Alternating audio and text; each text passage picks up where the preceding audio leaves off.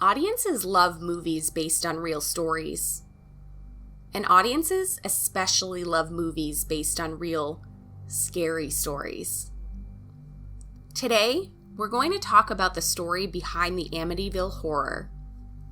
Please note, this voiceover contains information about the real-life murders committed by Ronald DeFeo Jr. and could potentially be graphic for some listeners. If you are uncomfortable hearing about the story behind the Amityville Horror, mute the video or click away now. I also want to mention that this video is brought to you by the Sims Streamers and YouTubers Facebook group as part of our Halloween collaboration. Be sure to check out the links in the description box below to see the other horror houses built by our incredible members. In November of 1974, the brutal murders of the DeFeo family, living at 112 Ocean Avenue in Amityville, Long Island, were committed by Ronald DeFeo Jr. DeFeo killed both of his parents, 2 brothers, and his 2 sisters in this heinous crime, and originally tried to pin it on a mob hitman, before eventually confessing to the crimes himself a day later. During the trial, DeFeo put up a good argument for an insanity plea, which was of course rejected. Subsequently, DeFeo was eventually convicted of 6 counts of second-degree murder and given 6 concurrent 25 to life sentences. DeFeo is still currently incarcerated at the Sullivan Correctional Facility in New York. Ronald DeFeo Jr. was born in the early fall of 1951 in Brooklyn, New York, and lived in Amityville, New York with his parents and 4 younger siblings for most of his life. Throughout his childhood, it became apparent that DeFeo was emotionally troubled.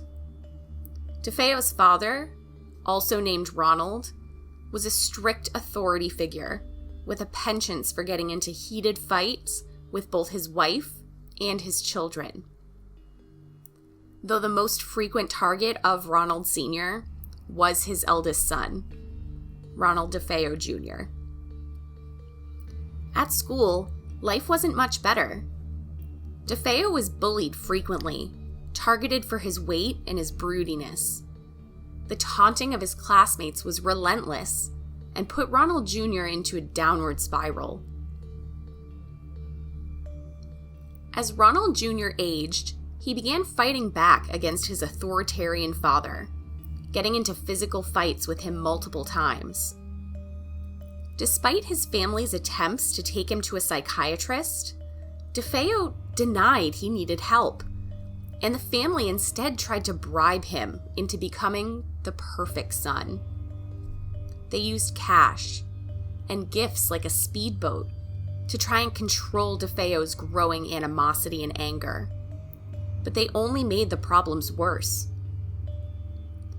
Before Ronald Jr. was 18, he was already living a deviant lifestyle, using heroin and LSD frequently, finally being expelled from school for his insatiable violence. As he moved into adulthood, Ronald Jr.'s personality and issues only became more problematic. DeFeo threatened a friend with a rifle on a hunting trip, attempted to shoot his father with a shotgun, and finally began embezzling money from his grandfather's car dealership, where him and his father both worked. In the wee hours of the morning on November 13th, 1974, Ronald Jr.'s behavior and violence would finally come to a head. The now 23-year-old man entered his parents' bedroom with a .35 caliber Marlin rifle and shot them both dead where they lay sleeping. DeFeo quickly turned his anger on his siblings, shooting both of his brothers in their beds.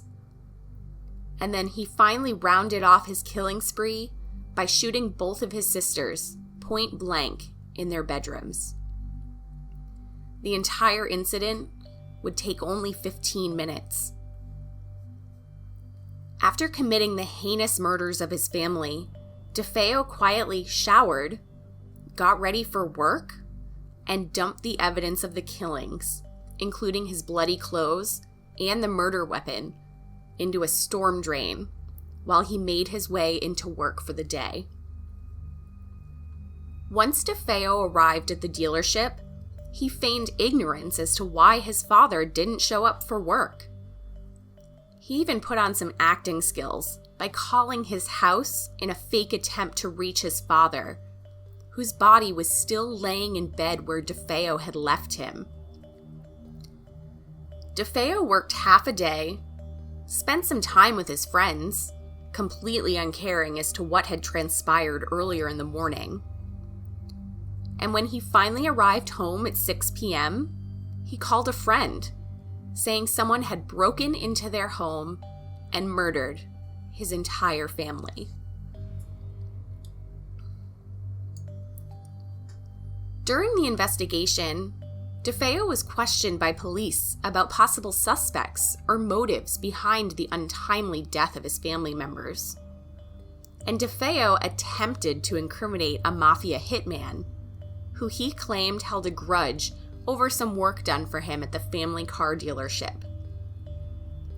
Police almost believed him. They even put DeFeo into protective custody while they searched for the hitman. However, once the police began investigating the crime scene, DeFeo's story began to unravel.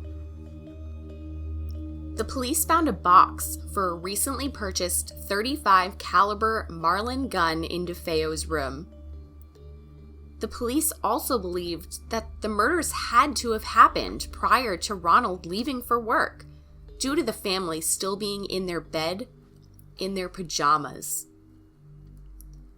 Once questioned about the new revelations, DeFeo quickly began changing his story, saying that the hitman had in fact been in the house when he was home, and by some miracle, he was spared. But the story didn't last very long. DeFeo broke down and confessed. Once I started, I couldn't stop. It went so fast. DeFeo was convicted, and the house was sold off 13 months later. The Lutz family was the family that purchased the lakefront house for a meager $80,000 and managed to live in it for only 28 days before they abandoned it entirely. The Lutz family's short stay in the home was the catalyst and inspiration for the Amityville Horror movies, where a family is tortured by a supernatural entity living in the house, taking control of the father, George Lutz. There have been many people skeptical of the Lutz's story, but both George and Kathy Lutz have passed numerous polygraph tests on the subject. The Amityville house was sold in February of 2017 for $600,000, $200,000 less than asking price to an undisclosed seller. It has previously been owned by 4 other families since the murder, and the address has been changed and the house modified to remove the temptation of horror movie fans and murder enthusiasts visiting the notorious home. What do you think happened to the Lutz family? Were they really plagued by a supernatural entity? Were they just scared of the home and what had transpired in it? Let me know your thoughts in the comments below. And thank you for joining me for another episode of A Brief History.